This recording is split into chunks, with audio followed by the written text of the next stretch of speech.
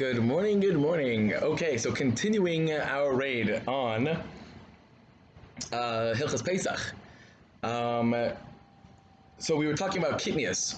So kidneys again is a food that looks like wheat, that has a bunch of seeds to it. That's the main part of the fruit. That's why tomatoes aren't a problem. But peas and those are the things that the main type is these types of beans and these type of seeds. So then that is usher.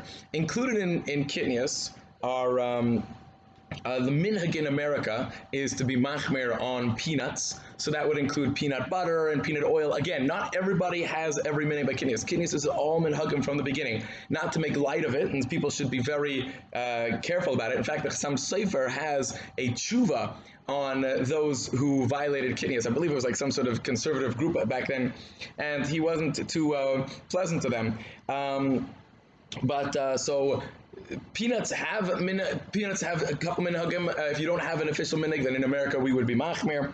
But you should be careful that when buying oil, that you look on the hechsher. Obviously, when you buy anything, you have to look on the hechsher. But a lot of times it says kosher for Pesach on the hechsher, and especially if you're making Pesach for the first time, all you see is the OUP. Put it in the pot. IP stands for post, and you're buying a post cereal. No, you got to be careful that it says OUP, and it doesn't say L'oichle Kitnias Bilvad. Because a lot of times it will say it's kosher for Pesach, it's just kidneys, so Sfardim can eat it, or if you have the minhag to eat peanut oil, so then you can eat peanut oil. You can't go to the store and buy peanut oil if you're minhag, or if you don't have a minhag about this, because for you that would be kidneys. So you just have to be careful about that. Canola oil is a problem. You will see on the canola oil, you will see kosher for Pesach, and it's really kidneys. Cottonseed oil, as far as I know, the minhag is to there's definitely a minhagim about that, but the minhag is overall to be more makel. But other types of things like popcorn and things like that, those are all going to be kidneys, and the minhag is not to eat them on Pesach. All right, many people have asked about quinoa. Actually, so quinoa is a type of grain, and for those that don't know, but the problem is maybe it's kidneys. What is an Ashkenazi allowed to eat quinoa? So the kashrus organizations this year came out conclusively, OU, CRC, Star K, that it is not kidneys.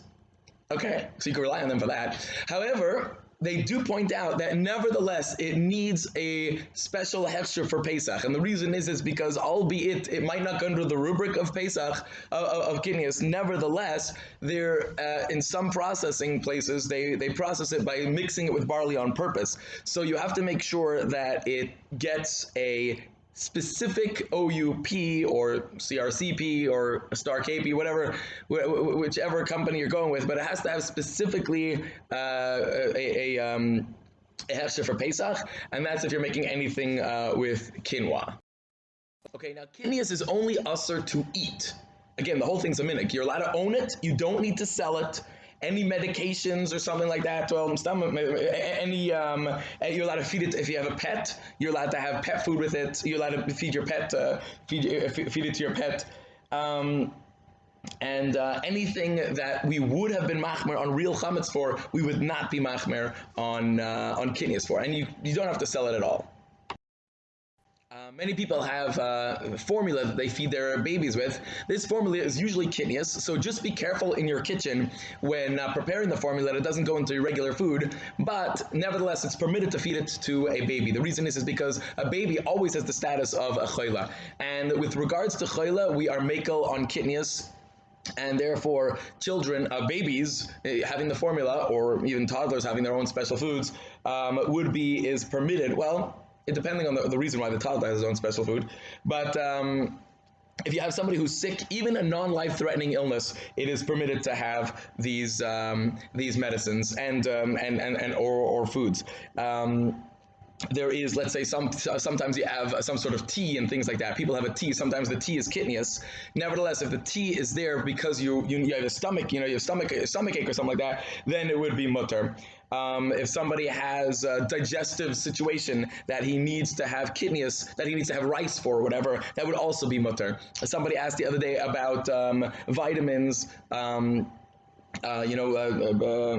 prenatal vitamins. So between me and you, you don't really need to have the prenatal vitamins. I know I'm on YouTube, but you could skip a week and everybody will be fine. According to the doctors, you should have been taking it anyway since you were in 10th grade.